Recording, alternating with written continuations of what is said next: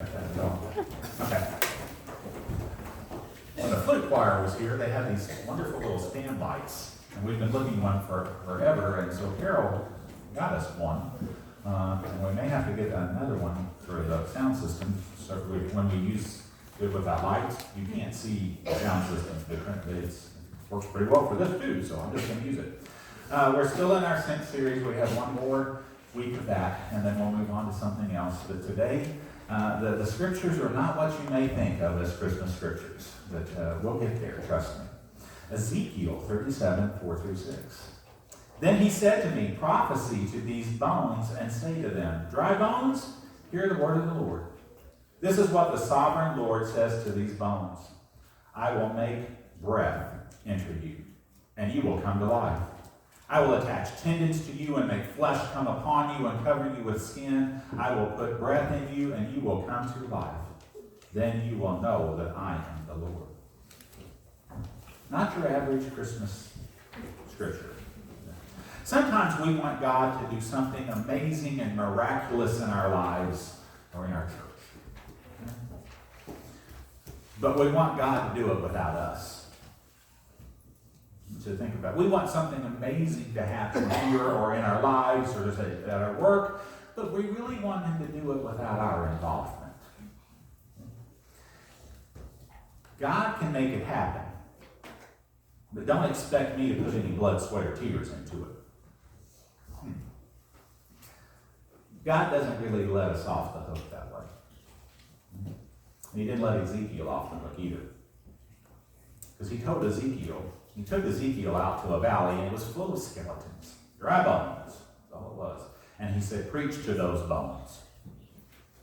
And Ezekiel did pretty much what we all would have done and said, oh. But Solomon, who wrote the book of Proverbs, in Proverbs 18:21 says, the tongue has this power of life and death, and those who love it will eat its fruit. The tongue has the power of life and death, and those who love it will eat its fruit. Too often we underestimate the words that are used in the church. Okay? And I'm not talking about the words that we use during worship, like invocation and call to worship and those kinds of things. I'm talking about the parking lot conversations that go on. Okay? Because I well know that there used to be parking lot meetings after every principal's meeting at school. Okay? We did get more tech savvy and start as people had Bluetooth in their car. You get in your car and you talk as you drove, so they wouldn't see you standing around talking after the meeting. Okay? Even though you may have just been socializing, sometimes it was a big old ride session. Right? But there's parking lot meetings, there's phone calls, there's casual conversations, there's online posts. And sometimes I look at things, not necessarily from this church, but I look at some things that people post and I think, why exactly would you want that? If you remember the sermon series we did a year or so ago called Who Moved My Pulpit? It was based on the famous book of Who Moved My Cheese. If you're not familiar with Who Moved My Cheese, it's about two mice. Okay? And these two mice were trained to run a maze. And the man trained them to run the maze, and after about 2 or 3 times, they finally found out where the cheese was.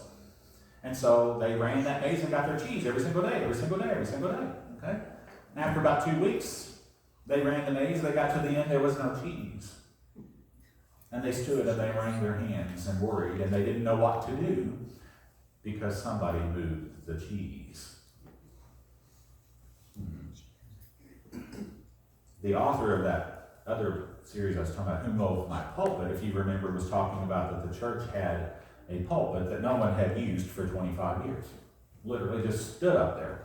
So he thought, just in interest of space and so forth, they just have it moved. So he had the maintenance guys take it out one Sunday. The next Sunday, he came in, everybody was, where's the pulpit? Where's the pulpit? Because the pulpit had been moved. Where's the cheese? It really had no purpose. It served nothing, but it's always been there. Okay? It's like the Christmas story. Okay? The movie The Christmas Story. When Flick's tongue is stuck to the flagpole. I love this scene because the bell rings and they all run inside and Flick's saying, don't leave me, Ralphie, don't leave me. And he says, but the bell rang. And he ran inside. Okay, now personally as a principal, I thought, if the kid would have stayed out there, he wasn't going to be in trouble for saying, I stayed out here with my friend because it's snowing and his tongue stuck to the flagpole. He wasn't going to get in trouble for that, but we're conditioned to do certain things. Okay? The author of that book was just trying to get people to realize that sometimes when we get stuck in those things, we have a lack of vision. Okay? When you hear the phrase, it hasn't changed in 25 years and it's not going to change now, that means there's a lack of vision. And without some kind of vision of where you're going to get there fast. But enough about the negative stuff. Okay, we'll switch to the positive a little. If we started believing that God has given us gifts that we need to share with the community and even the world. So if we started believing, instead of that's the way it's always been, if we started believing, what if, just like Ezekiel, we may have the power to make a difference. Because Ezekiel ended up preaching to those bones and they came alive. Sometimes we get so discouraged from the problems in front of us that we forget the power of God. We get so discouraged looking at what's coming up that we forget that God can get us through. I don't know if anybody's had some of the mornings that I've had in the past, and you wake up and think, oh Lord, I got to do this, and this. Rather than waking up and saying, thank God I woke up. Okay? You may not enjoy what you're going to get to do, but at least you got to do it. Okay? We all want a new life. We want a way of navigating the chaos, and we want to thrive, not just survive. There's a difference between thrive and survive. Okay? And I'm going to pull off of what Paula said earlier about the baby that was born so early. One of the issues with preemies is they got to be, it's a symptom called failure to thrive. And that means they survive, but they don't thrive. And if you don't thrive, you ultimately don't survive. Okay? So you've got to thrive. It's easy to point fingers at things that will keep the church from thriving. Okay? Let's take Christmas, for example. Right? We're in the season of Christmas right now.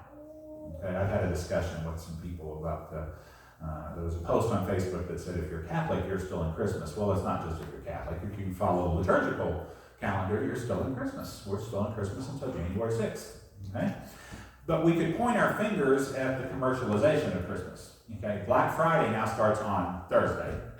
Okay? Cyber Monday is now on any day you get the best deal. Okay? Everything in the world is on sale, and they will convince you that you have to have it. Okay? Sometimes, in an attempt to drive away the consumerism of Christmas, churches attempt to do too much. They go caroling, they have a live nativity, they do a play, they do a program, they have extra services, now offering 7 Christmas Eve services. One service is online and one is a drive-through communion. Now that's joking, okay? But I'm telling you, they're offering so much that they can't keep up with everything. So often we want to do something big for God. There's nothing wrong with wanting to do something big for God, but here's the thing. Churches don't necessarily need more programs or activities or services. What we need is a purpose. What were we sent here to do? We can have 3 services every morning, but if we have missed our purpose, we have missed what we were sent here to do, it doesn't do any good. God doesn't want more. God wants sincere. He wants you to be sincere. Didn't God come in the form of Jesus to a stable in a very unassuming way?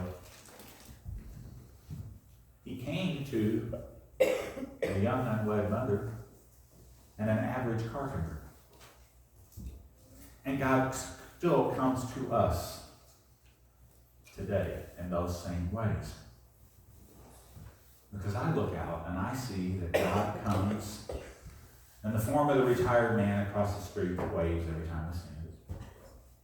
God comes in the light show that's next door at our house. Because it may be a little gaudy, but it has provided joy for a lot of people.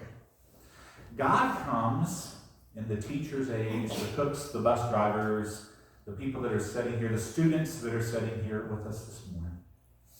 God comes to the custodian, the form of the custodian that cleans up after us all. God comes to the flooring experts who lay tile, and the clothing designers, and the nursing people, the caregivers, the physical therapists, the people that deal with books, the people that work with factories, the farmers, the little children with the great big smiles. That's how God comes. He comes through you all in the normal, everyday life. And just like Ezekiel, God didn't need a fancy building or elaborate things. Ezekiel was in a valley of skeletons, and he preached to those dry bones. It's always interesting when we're on this Christmas tour, and some of you that worked it this year can tell me whether I'm right. You almost always get these two questions. Do you still hold services? Followed immediately with how many in attendance? Which tells them the health of your church. Not about the size always, it's about the health of your church. Okay? But a lot of them, do you still hold services? And we can say, well, yes, we do. And the next question is almost always, how many are in attendance? Some people are surprised that we're not dry bones. And I guess maybe it's because some of the churches on the tour would be dry bones. There are churches that have closed, and they open up for the tour. I'd like to go through some time and look at the list and see how many are actually functioning churches and how many have no longer function as a church. But there's one up at Pocahontas, Old Appleton Presbyterian, who hasn't functioned in so long, there's not even electricity in the building. There's no heat or electricity in that building. It has been closed that long. Okay? I still need to go in and see. Old McKendree is the same way. But they always want to know. And my point is, folks, is I don't look out and see dry bones. I don't necessarily look out and see dry bones. I see people who've experienced good and bad, people who've been mad at each other and glad with each other. I see people who have cried together and who have laughed together. I see people who have breathed their spirit and God's spirit into others with their very presence. Because that's what we were sent here to do. We were sent here to breathe God's presence into others. And we can do it right here in this place. Amen.